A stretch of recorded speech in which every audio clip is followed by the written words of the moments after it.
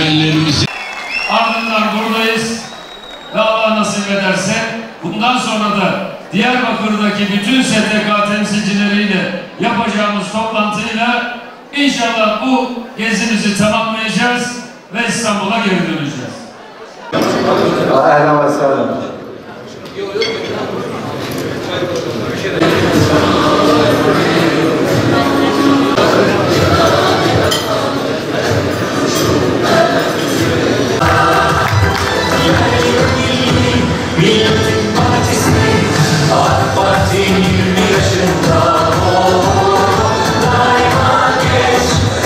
Daha önce Diyarbakır'a çok geldik. Diyarbakır'ın özellikle terörden, uluslararası terör çetelerinden neler çektiğini, Türkiye'yi ve bölgeyi bölüp parçalamak isteyen emperyalizmin yeni oyunları karşısında ne zor günler yaşadığını, hele Sur içindeki o yaşanan, Sur ilçemizde yaşanan o günleri hatırlıyorum.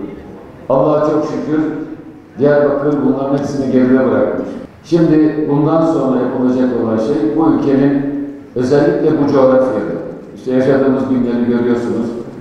Sürekli çevremizde yeni bir takım çatışmaların ya da yeni bir takım gelişmelerin olduğunu görüyoruz. Orta Doğu'nun nasıl paramparça hale getirildiğini, bu ülkelerin imkanlarının, bu ülkelerin yeraltı ve üstü kaynaklarının nasıl heba edildiğini, insanlar arasındaki çatışmalarla nasıl mesela Suriye'nin, Irak'ın, Yemen'in on yıllarının çalındığını hepimiz yakinen görüyoruz.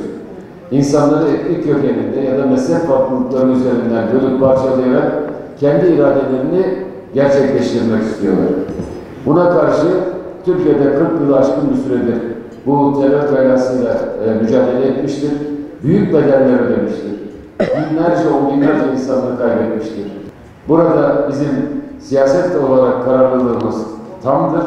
Sizlerden de Diyarbakır'ın sivil toplum kuruluşları ve kanaat önderleri olarak sizlerden de kendi şehrinizi, kendi kentinizi daha ileriye götürmek için her türlü desteği, her türlü çabayı beklediğimizi ifade etmek isterim.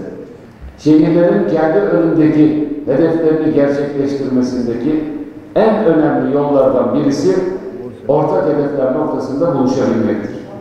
Şehrinin ortak projelerini, ortak taleplerini, ihtiyaçlarını, isteklerini topyekun dile getirebilir.